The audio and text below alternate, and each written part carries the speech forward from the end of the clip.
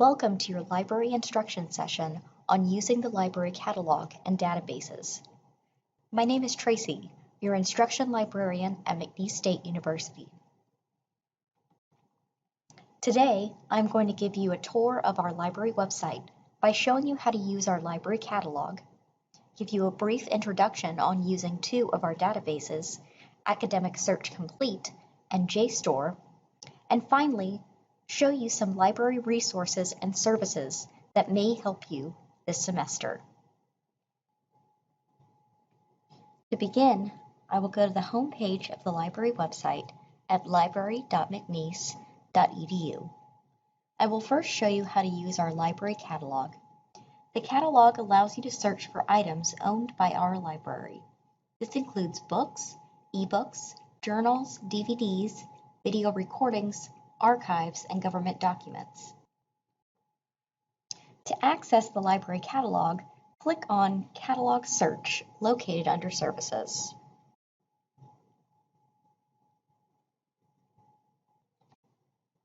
This is the landing page of the library catalog. For this example, let's say my topic for my research assignment is on the Cold War. So for my search term, I will type in Cold War and hit search. This search yielded over 1,100 results. This is a lot of information to sort through. If we take a look at the results in the middle of the screen, you will see that each item contains its own information, including the format of the item. In this example, we see an electronic resource and a book. The left side of the page includes many options to limit or narrow your search results. You can limit your results based on where the item is located in the library. You can also limit your results by author, format, material type, shelf location, subject, and publication date. If you only want to view what books the library has on this subject, you can check Books located under Format and click Include. Now our results show 492 hits. You can further narrow this down by choosing a material type. So if you only want to look at the physical books held inside of the library, check Books Circulating under Material Type and hit Include. We have now narrowed our results further. You can remove a limiter at any time by clicking on the X located under Narrow By. Once you find an item that interests you, click on the name of the title to learn more information. This page includes the details of the item. You can see if a copy of a book is available, as well as the shelf number or call number. The call number is what you will use to locate an item inside the library. Let's take a look at an electronic resource as well. Because this item is an electronic resource, you will need a link to access the information. To do this, click on Electronic Access located at the bottom. This will take you to a page with the content of the information. The last thing I want to show you on the library catalog is how to access your library account. Click on Login or My Account located at the top of the page. You will be prompted to log in with your username and password. Your username is your full banner or student ID number, followed by 02. Your PIN is automatically generated by the library's computer system. The easiest way to access your PIN is to contact the reference desk by phone at 337-475-5725 or send us an email at reference@mcneese.edu.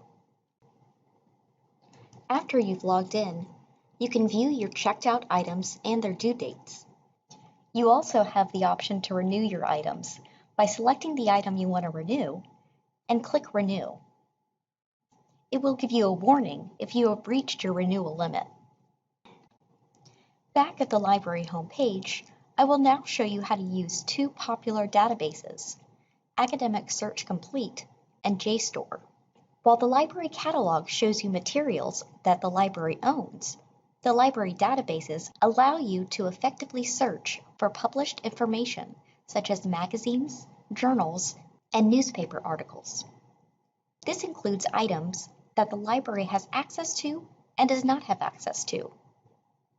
Library databases can be multidisciplined or discipline-specific. The first database that I'm going to show you is Academic Search Complete. This is a multidisciplinary database that spans a variety of subject areas and contains both scholarly and popular sources. This is usually the first place I will begin when I am researching on a topic. Because it's one of our most popular databases, there is a link to this database right on the library homepage, located under Top Databases. If you are on campus, clicking on this link will get you directly to the database. If you are not on campus, however, you will reach a login screen and will be required to log in with your user ID and PIN. As stated before, your user ID is your banner number followed by 02. Your PIN is automatically generated by the library's computer system. Contact us to get this PIN number. When you reach the landing page for Academic Search Complete, make sure you see the McNeese logo on the top right corner of your screen. This ensures that you can access our subscribed content. For this example, I'm going to begin by clicking on the Advanced Search option, located under the search bar. What I like about this option is that it gives me more control over my results by allowing me to separate my search terms. I am going to use the same example that I used in the library catalog on the Cold War. But let's say that my research focus is really on propaganda during the Cold War. Typing in a long string of words or questions will not typically yield you the best results. Try to break down your research question, thesis statement, or argument into a few simple terms. In my example, I will use Cold War and propaganda.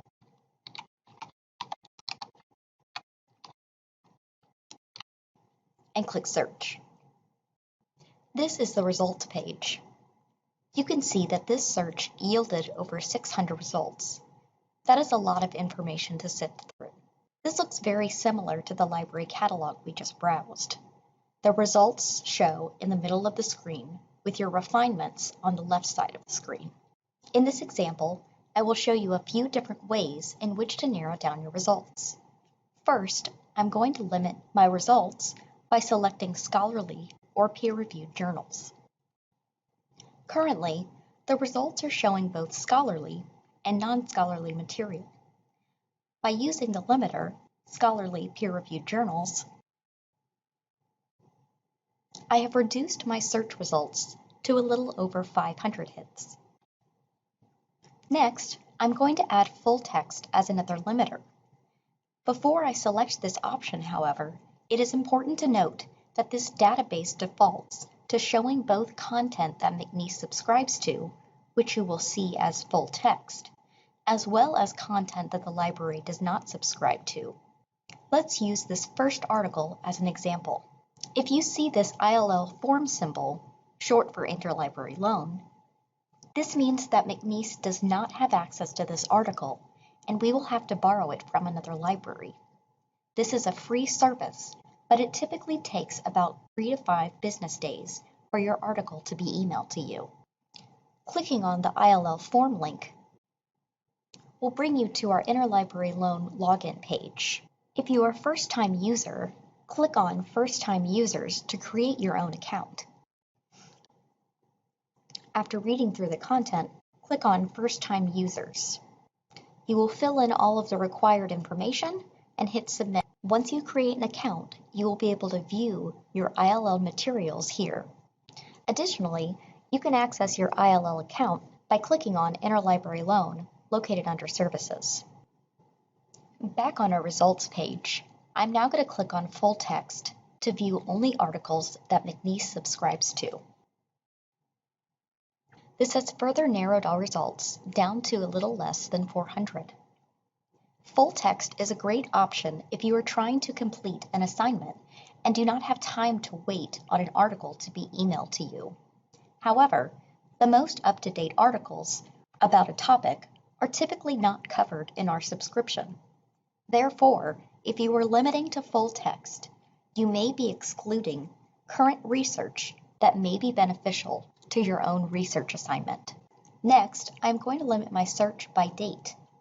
If I only want to view articles that have been written in the past 5 years, I can use the sliding bar tool to adjust the publication date.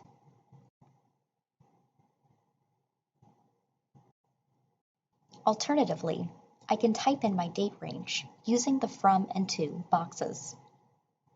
Limiting to the past 5 years has narrowed down my results to a little over 100 hits. Another way to narrow down your results is to add more search terms. For my research, I really would like to focus on Cold War propaganda in Europe, so I will add that as a search term and click search. Now I am down to a reasonable sized number of results. You can now begin to look at the results more carefully to determine if it's relevant to your needs. Let's take a closer look at this article as an example. Clicking on the article title brings me to a page that contains more details about the article.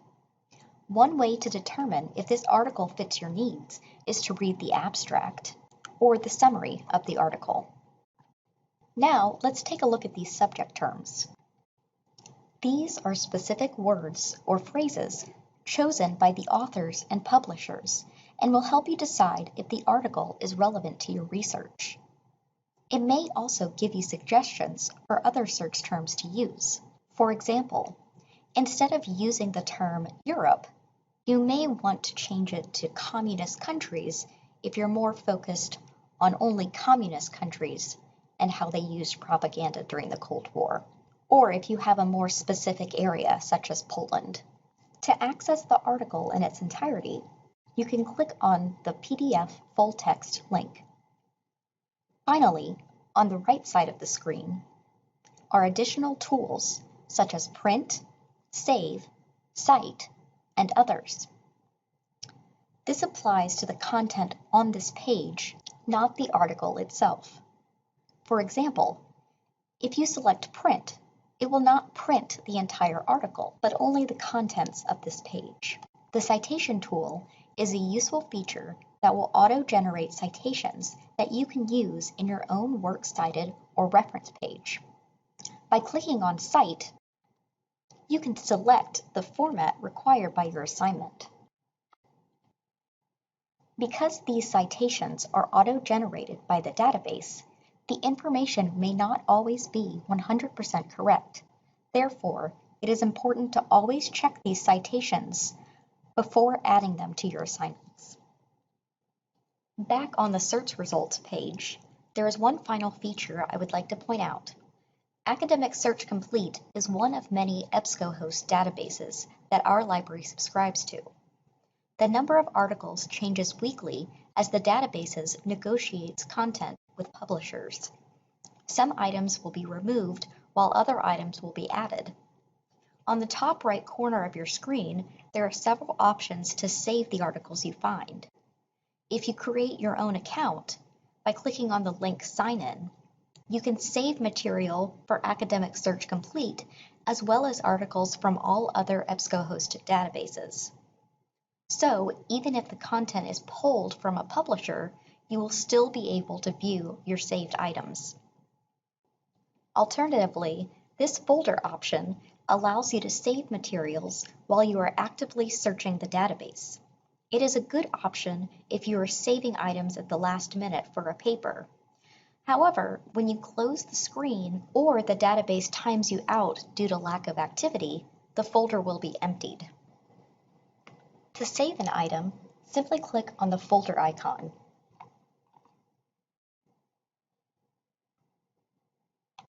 Back on the library homepage, we're going to take a look at our next database.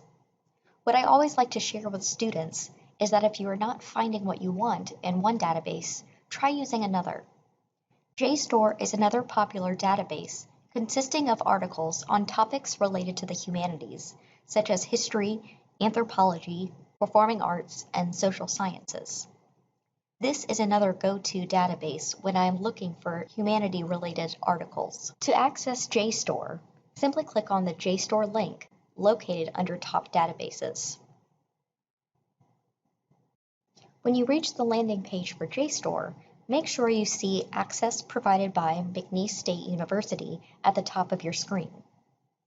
Like Academic Search Complete, I am going to begin by clicking on the Advanced Search option located under the search bar. I will use the same example that I did in Academic Search Complete by typing in the keywords Cold War, propaganda, and Europe. I will click on Add a Search Box to add another search term, and click Submit Advanced Search.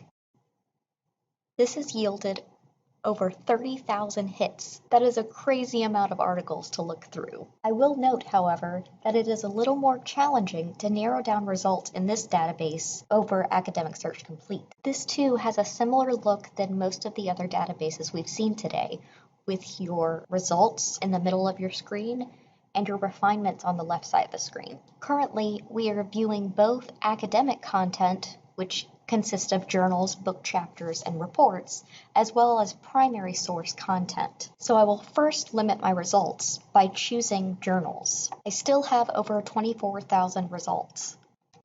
One thing that I'd like to point out about this database is that unlike Academic Search Complete, this database only shows content that our library subscribes to, meaning that you should be able to access the content without having to take extra measures like interlibrary loan.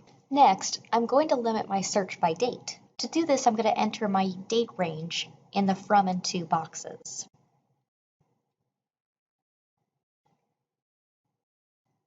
And hit apply.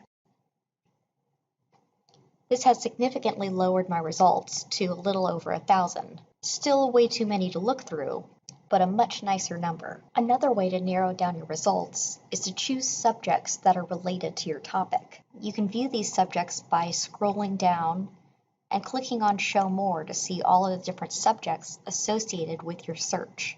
If there's something that interests you, you can click it to narrow down your results. For example, if I was interested in how propaganda was used in the classroom, I would choose the subject Education.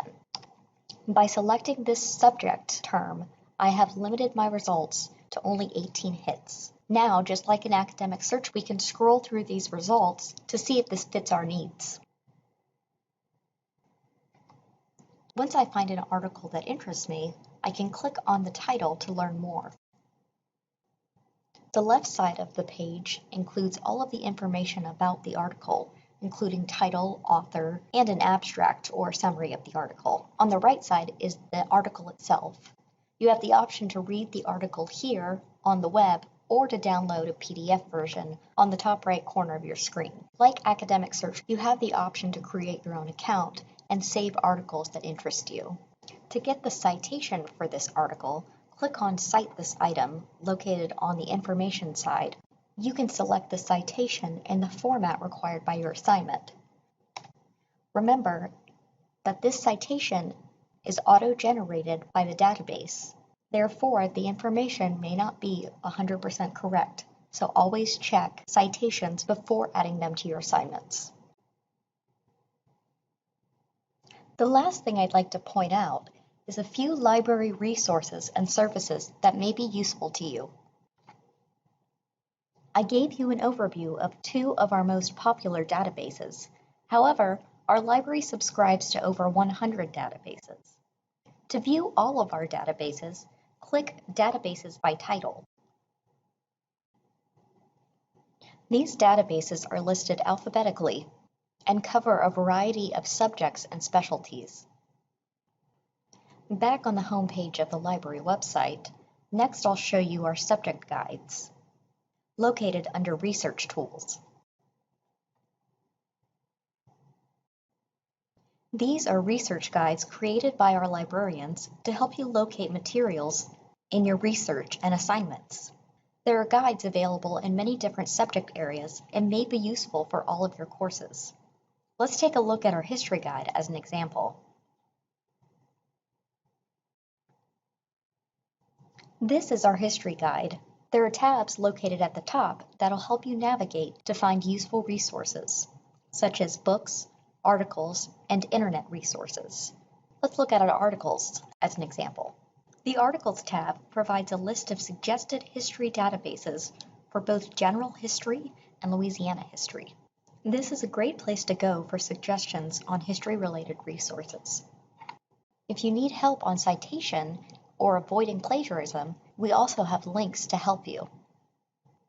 Finally, we are here to help, so if you ever need assistance, you can click on the Contact tab and provides our email address and phone number for you to call, or visit us at the library.